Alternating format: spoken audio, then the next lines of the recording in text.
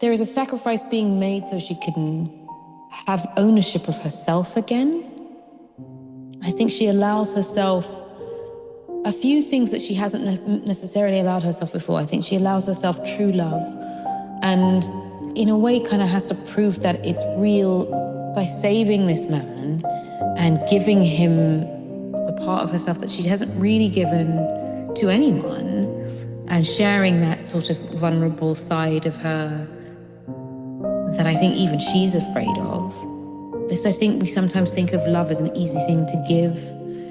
And for her, I think it's new. I don't think she's ever allowed herself to truly love. And because she's allowed herself to truly love, she ends up having to truly lose.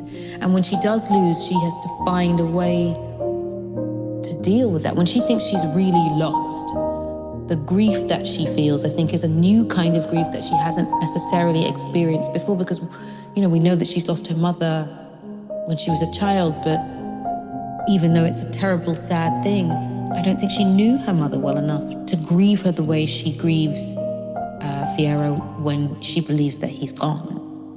And then when she realizes that he's not, she has to really prove what it is to love.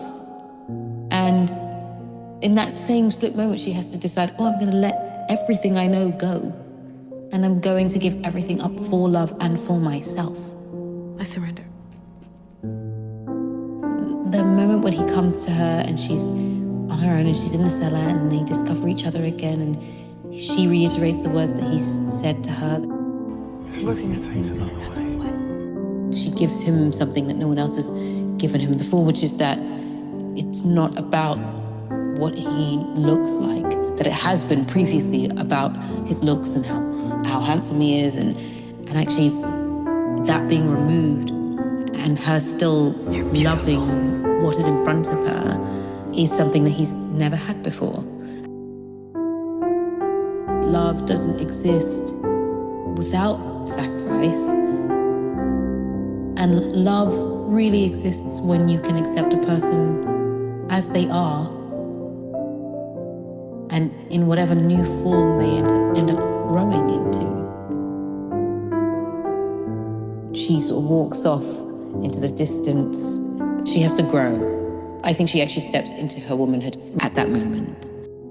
There's something much freer about her than there ever was, and she has to find her way to that.